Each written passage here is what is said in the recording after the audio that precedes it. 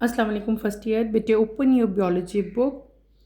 बेटे हमने topic start किया हुआ था सेलुलर रिस्पायरेशन। सेलुलर रिस्पायरेशन को फर्दर हम दो कैटेगरीज में डिवाइड करते थे। एक आपके पास था एनएरोबिक और एक आपके पास था aerobic respiration.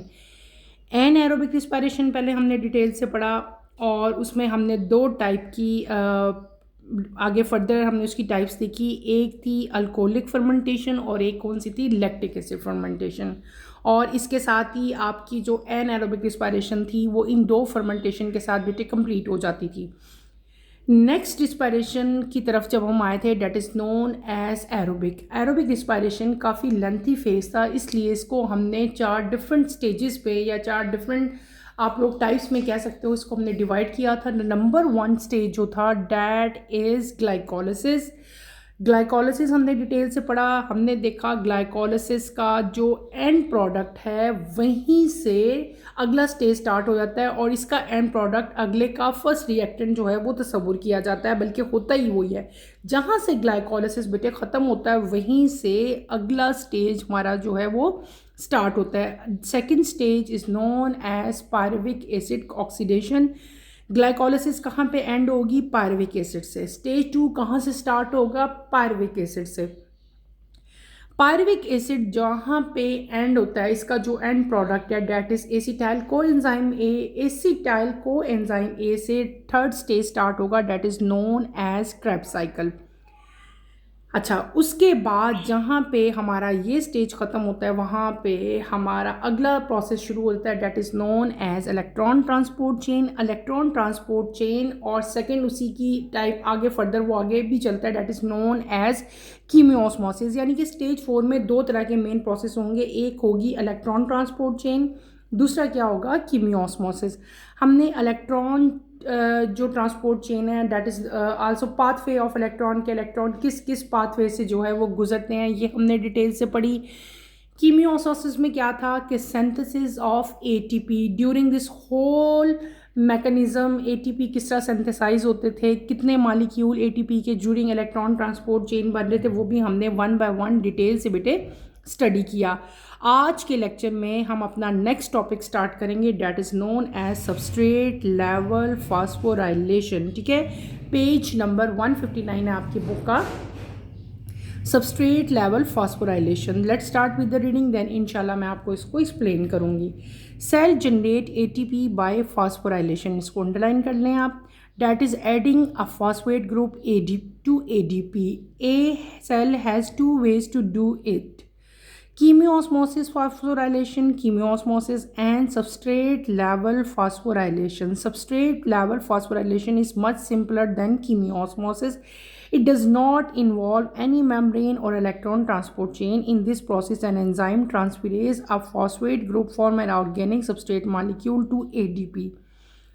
The products are a new organic molecule and a molecule of ATP. For example, during the last step of glycolysis, an enzyme transfer phosphate group from phosphoenol pyruvic acid PEP to ADP. As a result, ADP become ATP and PEP change into pyruvic acid. Substrate level phosphorylation account only for a small percentage of ATP that a cell generates. This reaction can be shown as follows: phosphoenol pyruvic acid plus ribose adenine, that is ADP. They both react and convert into pyruvic acid and ribose adenine ATP. हमने क्या पढ़ लिया, छोटा सा एक topic पढ़ा that is known as substrate level phosphorylation. ये हमारा आज का टॉपिक है। क्या टॉपिक है, substrate level phosphorylation. What does it mean? पूरे प्रोसेस में हमने जितना प्रोसेस पढ़ा, इसमें डिफरेंट टाइप के हमने सेल्स जो स्टेजेस हैं वो देखे। ग्लाइकोलिसिस देखा, पायरुविक एसिड की ऑक्सीडेशन देखी, फिर हमने क्रेब्स साइकिल पढ़ा, इलेक्ट्रॉन ट्रांसपोर्ट चेन पढ़ा। इन तमाम प्रोसेस में बेटे क्या हमने ये एक और भी साथ मैकेनिज्म हो रहा था, that is production of ATP. ATP भी साथ साथ बन रहे थे। तो एटीपी कैसे बनते हैं, जब एडीपी क्या चीज़ है, एडिनोसिन डाइफॉस्फेट में फॉस्फेट ग्रुप आके जब अटैच होता है तो वो किस में कन्वर्ट हो जाता है, वो कन्वर्ट हो जाता है एटीपी में। ठीक है, एटीपी को जो एटीपी का जो बनना है ना, उसके दो प्रोसेस हैं। एक प्रोसेस है कीमियोस्मोसिस, जो दूसरा प्रोसेस है उसको हम लोग क्या कहते हैं बेटे, सबस्ट्रेट लेवल फास्फोराइलेशन, यानी कि एटीपी को सिंथेसाइज करना। एटीपी जब सिंथेसिस होती है एटीपी की, एटीपी जब बनता है तो दो मेन प्रोसेस हैं जिससे एटीपी बनेगा। एक कौन सा है, कीमियोस्मोसिस, और एक कौन सा है, सबस्ट्रेट लेवल फास्फोराइलेशन। कीमियोस्मोसिस थोड़ा कॉम्प्लिकेटेड प्रोसेस है, जबकि सबस्ट्रेट लेवल फास्फोराइलेशन जो है ये इजी मेथड है टू मेक सिंथेसिस। इस प्रोसेस में that is known as substrate level phosphorylation, इसमें बेटे कोई भी मेम्ब्रेन या इलेक्ट्रॉन ट्रांसपोर्ट चेन इन्वॉल्व नहीं होती। जैसे हमने ऊपर पढ़ा था, ये पूरी की पूरी मेम्ब्रेन है, ठीक है। यहाँ पे आपको ये सेल मेम्ब्रेन नज़र आ रही है, ठीक है। और ऊपर क्या है, यानी कि माइटोकॉन्ड्रिया के ना, माइटोकॉन्ड्रिया का मैट्रिक्स है और माइटोकॉन्ड्रिया का जो इनर स्टेज है वो सारा का सारा यहाँ पे ऑर्गेनेलीज प्रेजेंट है। लेकिन ये कीमियोस्मोसिस और इलेक्ट्रॉन ट्रांसपोर्ट चेन में माइटोकॉन्ड्रिया के अंदर तो ये दोनों प्रोसेस हो रहे थे, लेकिन जो सबस्ट्रेट लेवल फास्फोराइलेशन है बेटे, इसके अंदर ना तो कोई मेम्ब्रेन है, ठीक है, इसके लिए मेम्ब्रेन रिक्वायर्ड नहीं है, ना ही यहाँ पे क्या है कि कोई भी इलेक्ट्रॉन ट्रांसपोर्ट चेन की ज़रूरत होती है, बल्कि ये बहुत ज़्यादा सिंपल प्रोसेस है। इसमें सिर्फ और सिर्फ एक एंजाइम इन्वॉल्व होता है, और वो एंजाइम का काम क्या होता है कि वो एक फॉस्फेट ग्रुप लेगा, उसको ट्रांसफ़र करना है, सिर्फ फॉस्फेट ग्रुप को उठाना है, उसने ट्रांसफ़र करना है किसकी तरफ, एडीपी की तरफ। एडीपी के साथ ये एंजाइम एडीपी को क्या देगा, फॉस्फेट ग्रुप देगा। जब फॉस्फेट ग्रुप एडीपी के साथ कंबाइन होता है तो हमारे पास क्या बनेगा, एटीपी बन जाएगा। कॉमन एग्जांपल आपको दी हुई है, जैसे कि लास्ट स्टेप है किसका, ग्लाइकोलिसिस का। जब हमने लास्ट स्टेप पढ़ा था तो वहाँ पे एक एंजाइम क्या कर रहा था, लास्ट स्टेप ऑफ ग्लाइकोलिसिस की बात हो रही है, एग्जांपल दे रहे हैं आपको ना, ये जो हमने अभी हम फास्फोराइलेशन पढ़े हैं। लास्ट स्टेप ऑफ ग्लाइकोलिसिस में क्या होता है बेटे, आपके पास फास्फोइनोल पायरुविक एसिड बनती है, ठीक है। ये लास्ट स्टेप पे होता था, लेकिन यहाँ पे एक एंजाइम इन्वॉल्व था, जो एंजाइम एक फॉस्फेट उठा के ट्रांसफ़र करता है टूवर्ड एडीपी। वो फॉस्फेट ग्रुप जो है वो एडीपी के साथ अटैच होता है, ठीक है। पायरुविक, ये फास्फोइनोल पायरुविक एसिड जो पीईपी है बेटे, ये कन्वर्ट हो जाएगा किसमें, पायरुविक एसिड में, और जो एडीपी है वो किसमें कन्वर्ट हो जाएगा, एटीपी में, ठीक है। और वो जो रिएक्शन है बेटे, हमने ग्लाइकोलिसिस में भी डिटेल से पढ़ा, लेकिन यहाँ पे भी दिया गया आपको क्या है, फास्फोइनोल पायरुविक एसिड। यहाँ पे क्या चीज़ है आपके पास, एडीपी। एडीपी के अंदर फॉस्फेट आयन अटैच होंगे, ठीक है, और ये किस में कन्वर्ट हो जाएंगे, ये कन्वर्ट हो जाएंगे एटीपी में। आपने ये चीज़ याद रखनी है, और इन दोनों के आपने स्ट्रक्चर फार्मूलाज भी याद कर लेना है, क्योंकि आपकी बुक में ये आपको गिवन है, ठीक है। मैं आपको भी बना के दिखाऊंगी। नेक्स्ट टॉपिक हमारा आता है overview of energy extracted from the oxidation of glucose, ठीक है। ये जो पूरी ऑक्सीडेशन हुई है ग्लूकोज की, इसमें टोटल हमारे पास कितनी एनर्जी हमें मिली है, ये सारा अब हम डिटेल से पढ़ेंगे, ठीक है। The NADH and FADH produce during glycolysis and Krebs cycle pass on their energy rich electron to electron transport chain and ATPs are produce. The NADH molecule generated in Krebs cycle causes the production of 3 ATP molecule during chemiosmosis. Glycolysis takes place in the cytoplasm, and NADH during glycolysis have been transported across the mitochondrial membrane. It caused 1 ATP molecule per NADH. Thus, each NADH of glycolysis produced 2 ATP molecules in the final balance sheet instead of 3. Each FADH molecule lead to the production of 2 ATP molecules. In this way, aerobic respiration oxidation of glucose yields a net profit of 36 ATP molecules, while during glycolysis of anaerobic oxidation only 2 ATP molecules are generated. Thus, aerobic oxidation is 18 times more efficient than anaerobic. छोटा सा topic और था हमारा, क्या था कि overall जितना भी हमने अभी एरोबिक रिस्पायरेशन पढ़ा, ड्यूरिंग एरोबिक रिस्पायरेशन कितनी एनर्जी की प्रोडक्शन हुई है, कितनी एफिशिएंट एनर्जी बनी है, एटीपी मॉलिक्यूल कितने बने हैं, ये सारे आपको इस टॉपिक में गिवन है। NADH और FADH2, ठीक है, ये प्रोड्यूस होते हैं during glycolysis and Krebs cycle, ठीक है। ये जब ये इनका मेन फंक्शन क्या होता है, NADH और FADH2 बेटे हम डिटेल से पढ़ के आए हैं, ये तमाम के तमाम क्या करते हैं, इलेक्ट्रॉन रिच जो एनर्जी है इसको ये ट्रांसफ़र करते हैं टूवर्ड इलेक्ट्रॉन ट्रांसपोर्ट चेन। ठीक है, ऐसे ही था ना, हमने सारा पढ़ा, इलेक्ट्रॉन ट्रांसपोर्ट चेन के ज़रिए सारी की सारी ये ट्रांसफ़र हो रही थी। यहाँ पे क्या होता था, दो डिफरेंट जो हमने प्रोसेस पढ़े, एक हमने पढ़ा क्रेब्स साइकिल, एक हमने क्या पढ़ा, ग्लाइकोलिसिस। क्रेब्स साइकिल पहले हम सुनते हैं, देखते हैं बेटे, ऑब्जर्व करते हैं। हमने क्या पढ़ा था कि क्रेब्स साइकिल में NADH मालिक्यूल इन्वॉल्व होता है। मैंने आपको बताया था ना, हमने पूरा ड्रॉ भी किया था। NADH मालिक्यूल जो क्रेब्स साइकिल में इन्वॉल्व होता है बेटे, वो 3 ATP प्रोड्यूस करता है। क्या करता है? 3 ATP मालिक्यूल प्रोड्यूस करेगा by the process known as chemiosmosis. Chemiosmosis के ज़रिए वो 3 ATP जनरेट करेगा, प्रोड्यूस करेगा। फिर आगे आता है ग्लाइकोलिसिस। ग्लाइकोलिसिस आपको पता है कहाँ होती है? साइटोप्लाज्म में। और यहाँ पे NADH फिर अगेन इन्वॉल्व होता है, और ये NADH भी जो है जो ड्यूरिंग ग्लाइकोलिसिस हमारे पास आ रहा था, यहाँ पे भी ये जो एनर्जी, डिफरेंट एनर्जी की करेंसीज थी, वहाँ पे उनकी ट्रांसपोर्टेशन हो रही थी। और यहाँ पे एक ATP मालिक्यूल जो है पर NADH, एक NADH एक हर एक, यानी कि बहुत सारे NADH भी इन्वॉल्व है ना यहाँ पे, एक NADH एक ATP जनरेट कर रहा था। ठीक है, तो इसका मतलब हुआ ATP पर NADH, इसका मतलब है कि एक NADH जो है वो ओवरऑल ग्लाइकोसिस के प्रोसेस में, यानी कि एक है तो उसमें दो इन्वॉल्व हैं पूरे ग्लाइकोलिसिस में। ग्लाइकोलिसिस के प्रोसेस में NADH जो है वो 2 मालिक्यूल्स बनाएगा, किसके? ATP के। ठीक है, इंस्टेड ऑफ 3। क्लियर? पहले हमने क्या पढ़ लिया? पहले हमने क्रेब्स साइकिल में बता दिया कितने ATP बने। अब हमने क्या बात कर ली कि ग्लाइकोलिसिस में कितने ATP बने हैं। नेक्स्ट हम आते हैं FADH की तरफ। ठीक है, FADH2। FADH2 जो है वो 2 ATP मालिक्यूल्स बनाएगा। कितने बनाएगा? 2 बनाएगा। हम किसकी बात कर रहे हैं? हम बात कर रहे हैं ग्लाइकोलिसिस की। ठीक, सॉरी, ग्लाइकोलिसिस के दौरान जो NADH है और जो FADH2 है वो दोनों हमारे पास कितने ATP जनरेट करेंगे? 2 ATP बनाएंगे। तो इस पूरे केस में अब हमारे पास क्या आ गई? कैलकुलेशन ओवरऑल आ गई। एक हो गया एरोबिक रिस्पायरेशन, एक हो गया बेटे एनएरोबिक रिस्पायरेशन। एरोबिक रिस्पायरेशन में हमारे पास टोटल जो है वो क्या आते हैं? 36 ATP मालिक्यूल्स एंड पे आते हैं, जबकि in case of anaerobic respiration हमारे पास in the end of the process सिर्फ और सिर्फ 2 ATP जो है वो प्रोड्यूस होते हैं, बनते हैं।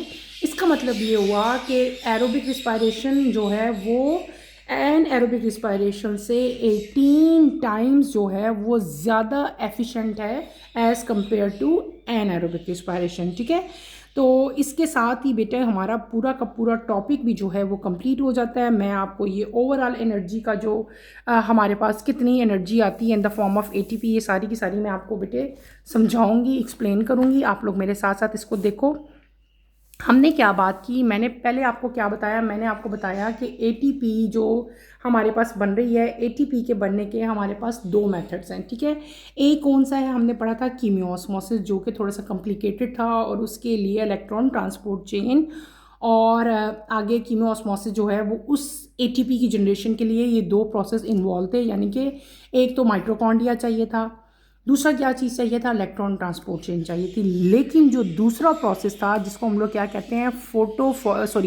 Only phosphorylation, substrate level phosphorylation कहते थे। उस प्रोसेस में क्या था कि हमारे पास ना तो हमें जो है इनर मेम्ब्रेन रिक्वायर्ड थी, ना वहाँ पे इलेक्ट्रॉन ट्रांसपोर्ट चेन रिक्वायर्ड थी, बल्कि इस प्रोसेस से भी जो है हमारे पास ATP जनरेट होते थे। लेकिन अगर हम इन दोनों प्रोसेस का कंपैरिजन करें, एक फास्फोराइलेशन और एक कौन सा हमारे पास आ गया? कीमियो ऑस्मोसिस, दोनों प्रोसेस ही से आपके पास बन क्या रहा है? ATP बन रहा है। ठीक है, लेकिन कीमियो ऑस्मोसिस ज़्यादा कॉम्प्लिकेटेड प्रोसेस है और जो फास्फोराइलेशन है वो ज़्यादा ईजी बेटे मैकेनिज़्म है।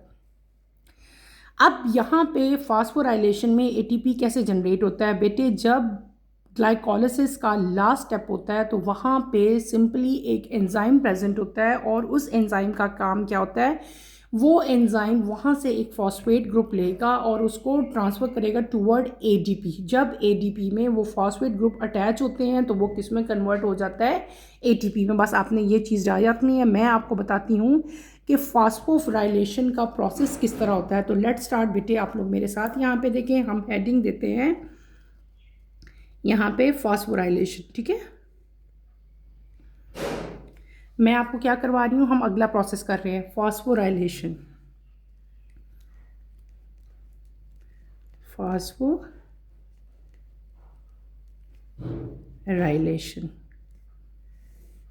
What is phosphorylation? Mechanism of ATP, ठीक है। एक और प्रोसेस भी इसको हम कीमियोऑस्मोसिस कहते हैं, वो हमने डिटेल से पढ़ लिया। अब यहाँ पे इसकी एग्जांपल आपकी बुक में जो दी हुई है, जब ग्लाइकोलिसिस का लास्ट स्टेप होता है तो एंजाइम जो है वो फास्फेट ग्रुप को फास्फोइनोल पायरुविक एसिड से लेगा और उसको कहाँ कन्वर्ट करेगा, कहाँ भेजेगा, कहाँ ट्रांसफ़र करेगा, टूवर्ड एटीपी। ये क्या चीज़ है, ये हम बना रहे हैं, स्ट्रक्चर ड्रॉ कर रही हूँ मैं। C double bond O, double bond CH2 बेटे, CH2, यहाँ पे भी डबल बॉन्ड O, यहाँ पे भी O, यहाँ पे फिर O, ठीक है।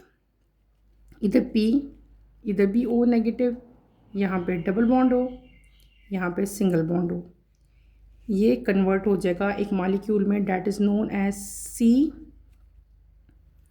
Double bond O, single bond O, फिर C, फिर CH3 और इसके साथ डबल बॉन्ड O, और साथ आपके पास क्या बन जाएगा बेटे, P O double bond O, यहाँ पे O नेगेटिव,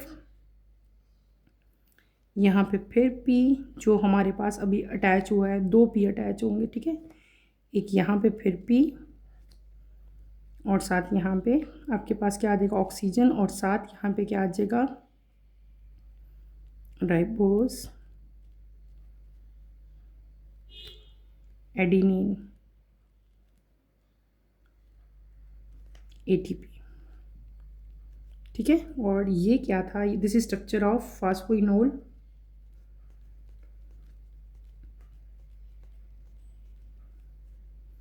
पायरुविक एसिड। और ये क्या है हमारे पास, ADP। ये क्या है,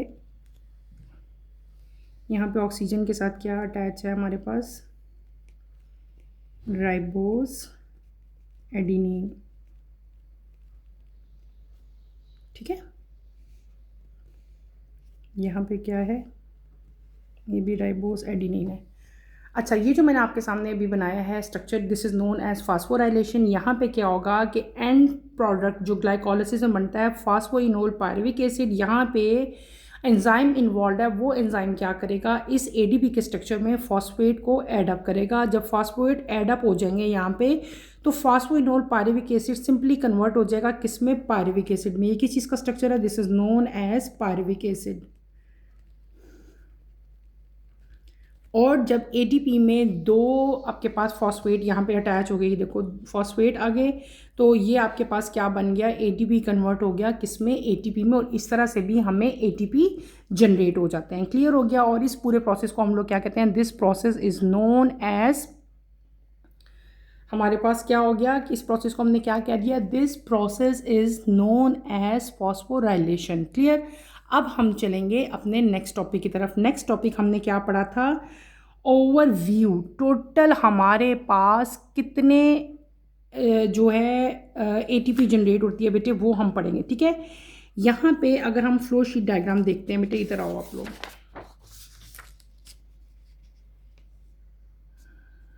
यहाँ पे आओ। अच्छा, हम यहाँ पे बनाते हैं ओवरव्यू ऑफ एनर्जी, ठीक है। मैं आपको बताती हूँ, ओवरव्यू ऑफ एनर्जी, ठीक है। हमारे पास सबसे पहले स्टेप क्या हुआ था, ग्लूकोज से ही सारा ये प्रोसेस शुरू हुआ था। ग्लूकोज कन्वर्ट हुआ था किसमें बेटे, पायरुविक एसिड में। आपने याद रखना है, ठीक है। हमने ऐसे ही पढ़ा था ना, पायरुविक एसिड में कन्वर्ट हुआ था ना ग्लूकोज, पहले स्टेप में पायरुविक एसिड में कन्वर्ट हुआ था। याद है ना? ड्यूरिंग, और इस प्रोसेस को हमने क्या कह दिया था, this process is known as glycolysis. याद है ना? इस दौरान बेटे, इस पूरे प्रोसेस के दौरान क्या हुआ था, हमारे पास क्या बन गए थे, 2 एटीपी बने थे, 2 एटीपी बने थे। ठीक है, जब ग्लूकोज पायरुविक एसिड में कन्वर्ट होता था हमारे पास क्या बनता था, 2 एटीपी बनते थे, ऐसे ही था। अच्छा, अब इस पूरे प्रोसेस में हमारे पास क्या आता है, हमारे पास क्या आ गया, पहले 2 एटीपी आए। कितने आए, 2 एटीपी आए। ग्लाइकोलिसिस में 3 चीज़ें इन्वॉल्व थी, हमने 1 बाय 1 पढ़ी। दूसरी क्या चीज़ थी, यहाँ पे 2NADH इन्वॉल्व थे, और उससे कितने हमारे पास एटीपी बने, 4 एटीपी बने। ठीक है, फिर आगे ये पायरुविक एसिड फर्दर कन्वर्ट हुआ था किस में बेटे, ये चेंज हो गया था जब पायरुविक एसिड की ऑक्सीडेशन हुई थी सेकंड स्टेज में, तो ये किस में कन्वर्ट हुआ था, ये कन्वर्ट हुआ था एसिटाइल कोएंजाइम ए में। याद है ना? इस दौरान जो प्रोसेस हुआ था, इस दौरान में हमारे पास 2NADH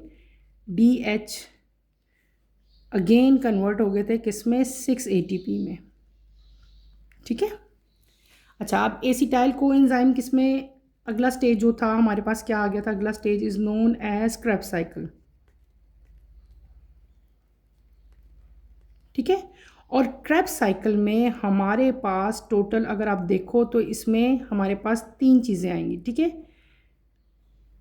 क्रेब्स साइकिल में हमारे पास 3 चीज़ें आएंगी। पहली में क्या हुआ, ये कन्वर्ट हो जाएगा 2 एटीपी में, 2 एटीपी आएंगे हमारे पास। फिर हमारे पास 6NADH, इससे हमारे पास कितने एटीपी बनेंगे, टोटल 18 एटीपी बनेंगे। ठीक है, एटीपी मॉलिक्यूल। उसके बाद 2FADH2, ये किस में कन्वर्ट हो जाएंगे, ये कन्वर्ट हो जाएंगे हमारे पास 4 एटीपी में। ठीक है, अब ये ओवरऑल एटीपी प्रोडक्शन मैंने बताई है आपको। ओवरऑल जो हमारी जो पूरी एनर्जी है ये किस तरह कन्वर्ट हुई है, पहले है ग्लूकोज कन्वर्ट हुआ पायरुविक एसिड में bye the process of glycolysis. फिर पायरुविक एसिड कन्वर्ट हुआ एसिटाइल कोएंजाइम में, और एसिटाइल कोएंजाइम आगे कहाँ गया, क्रेब्स साइकिल में। क्रेब्स साइकिल से आगे हमारे पास फर्दर जो है वो चीज़ें बनी।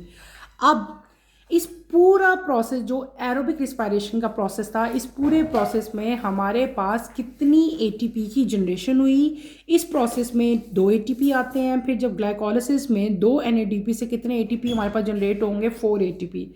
देन आपके पास पायरुविक एसिड की ऑक्सीडेशन होती है तो 2 NADH कन्वर्ट होते हैं 6 एटीपी में। ठीक है, फिर हमारे पास क्या आ गया, क्रेब्स साइकिल आ गया। क्रेब्स साइकिल में देखो, अगर यहाँ पे 2 एटीपी बने और 6 NADH से कितने एटीपी बने, 18। 2FADH2 से कितने बन गए, 4 एटीपी। जब हम इनको कंबाइन करेंगे तमाम एटीपीज़ को, तो हमारे पास टोटल एटीपीज़ कितने बनेंगे, टोटल नेट यील्ड, ठीक है, वो कितनी आएगी हमारे पास, is equals to 36 ATP। Total हमारे पास कितने आ गए बेटे, 36 जो है वो हमारे पास net ATP in the end हमारे पास आ जाते हैं 36। अब आपके पास 2 तरह की रिस्पायरेशन हुई। एक कौन सी रिस्पायरेशन हुई हमारे पास, एरोबिक, एन एरोबिक कह लेते हैं, एन एरोबिक, और एक कौन सी हुई, एरोबिक। ठीक है, दोनों में क्या हुआ, प्रोडक्शन ऑफ एटीपी हुई, लेकिन यहाँ पे जो है वो कितने बने, 2 एटीपी मॉलिक्यूल्स। और एरोबिक में कितने बने हमारे पास, ये इससे 36 है ना, यानी कि अगर इनको आप करो तो 18 टाइम्स हैं ये एनारोबिक रिस्पायरेशन के। इसका मतलब हुआ कि एरोबिक रिस्पायरेशन जो है बेटे वो ज़्यादा एफिशिएंट है as compare to anaerobic respiration. Is that clear? ये हमने क्या पढ़ लिया, टोटल एफिशिएंसी पढ़ ली कि हमारे जो पूरा प्रोसेस था, हम जो 4 स्टेजेस डिटेल से पढ़ के आए थे, 1 बाय 1 हमने पढ़े थे। इसमें ओवरऑल हमारे पास किस तरह से जो है बेटे एनर्जी कंप्लीट हुई थी, ये सारी 1 बाय 1 हमने सारे ATPs लिखे, फिर हम सबको ऐडअप किया और हमारे पास कितनी उसकी एंड पे जनरेशन आ गई वो मैंने आपको बता दिया कि टोटल हमारे पास उसमें एन एरोबिक में कितने आते हैं हमारे पास 2, एरोबिक में कितने आते हैं 36। ठीक है, क्लियर हो गया? अब हमने अपना पूरा का पूरा जो सेलुलर रिस्पायरेशन है बेटे वो कंप्लीट कर लिया। इन द एंड हम चलते हैं other organic molecule as fuel for cellular respiration. Respiration में और भी कुछ ऑर्गेनिक मॉलिक्यूल्स हैं बेटे जो बन रहे हैं और जिनको एज ए फ्यूल जो है वो लिया जा रहा है। वो कौन से हैं उनको भी एक दफ़ा उनसे भी गो थ्रू हो जाते हैं। Free glucose molecules are not common in our diet. Rather, we consume sucrose and other disaccharides, starch, fats, and protein. Protein may also be used as fuel because they must be digested to their constituent amino acid. Typically, a cell uses most of the amino acid to make its own protein. Some amino acids are deaminated amino group detach and then are converted to other organic compound. These compounds are usually converted to pyruvic acid, acetyl coenzyme and other organic acid in the Krebs cycle, and their energy is converted to ATP. Lipids are excellent cellular fuel because they contain many carbon-hydrogen bonds. They are first hydrolyzed into glycerol and fatty acid. Glycerol is converted to glyceraldehyde 3-phosphate and intermediate in glycolysis, while the fatty acid are changed into acetyl coenzyme A. In this way, both the fatty acid and the glycerol enter cellular respiration. छोटा सा topic था। Overall इस topic में क्या बताया गया है कि फ्री ग्लूकोज मॉलिक्यूल जो हैं बेटे वो हमारी डाइट में कॉमन नहीं है। हम जितनी भी डाइट लेते हैं ज़रूरी नहीं है कि उसमें फ्री ग्लूकोज जो हैं वो हमेशा प्रेजेंट हो, बल्कि हमें इनको किसी और सोर्सेज से लेना पड़ता है। कॉमन सोर्सेज आपको क्या बताए हुए हैं, सक्रोज और डाइसैकेराइड है, स्टार्च है, फैट्स हैं एंड प्रोटीन्स हैं। ये ऐसे फूड कॉन्स्टिट्यूएंट हैं जहाँ से हमें फ्री ग्लूकोज बेटे मिल जाता है। प्रोटीन जो है ये एक बहुत ज़्यादा इम्पॉर्टेंट और यूज़फुल फ्यूल है इस पूरे जो हमने सेलुलर रिस्पायरेशन पढ़ी इसमें, ठीक है।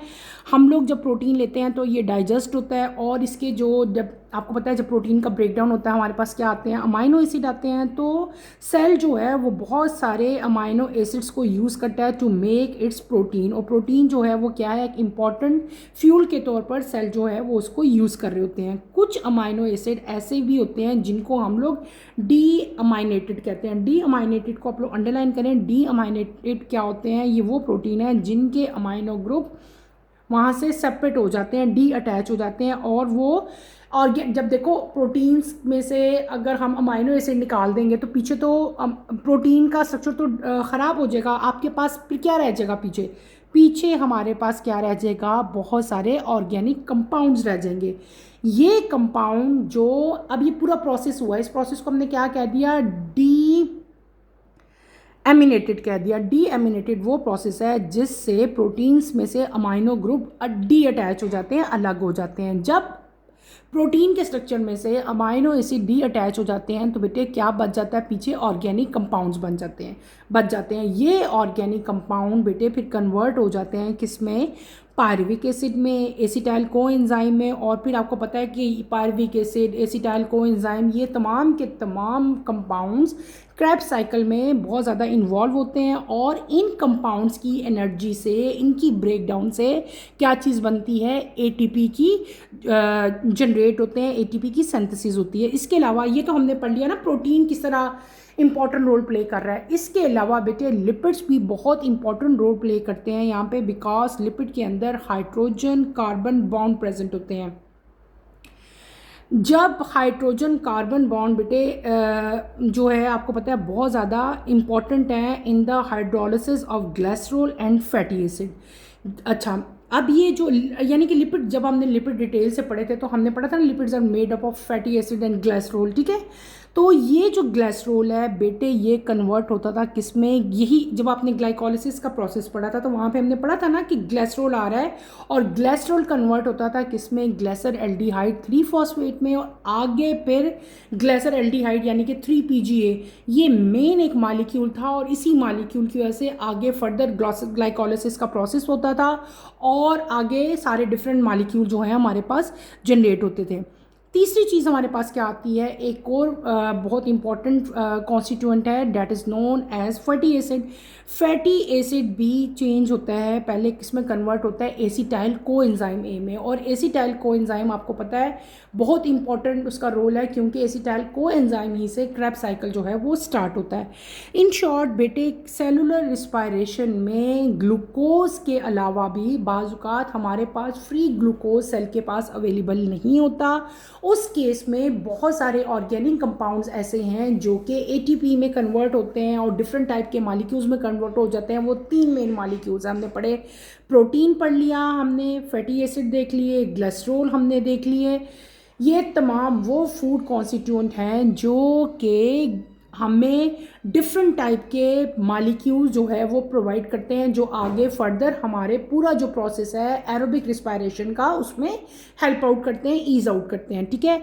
और वो फूड कॉन्स्टिट्यूएंट कौन कौन से हैं बेटे, डाइसैकेराइड है, स्टार्च हैं, फैट्स हैं, और हमारे पास क्या है, प्रोटीन्स हैं। क्लियर हो गया। हमने क्या कर लिया बेटे, अगर आप लोग अब दोबारा से एक दफ़ा मैं आपको सारा कुछ बता दूं, सारा प्रोसेस काफ़ी डिटेल प्रोसेस था। हमारे पास प्रोसेस था सेलुलर रिस्पायरेशन। हमने क्या पढ़ा, सेलुलर रिस्पायरेशन। सेलुलर रिस्पायरेशन को 2 मेन कैटेगरीज में हमने डिवाइड किया, एक हमने पढ़ी एरोबिक और एक हमने क्या पढ़ी, एनएरोबिक, ठीक है। एनएरोबिक को हम लोग फर्मेंटेशन भी कहते थे। एनएरोबिक 2 तरह की थी, एक थी अल्कोहलिक फर्मेंटेशन और एक आपके पास क्या आती थी, लैक्टिक एसिड फर्मेंटेशन। उसके बाद हमने we will move toward aerobic respiration. हम एरोबिक रिस्पायरेशन की तरफ मूव किए और वहाँ पे हमने क्या पढ़ा, हमने कहा कि एरोबिक रिस्पायरेशन को हम 4 मेन स्टेजेस में डिवाइड करेंगे। हमने सारे के सारे 1 बाय 1 वो सारे स्टेजेस पढ़े और इन द एंड हमने क्या किया कि कितना टोटल एनर्जी जो है उसकी प्रोडक्शन होती है वो हमने डिटेल से पढ़ी, ठीक है,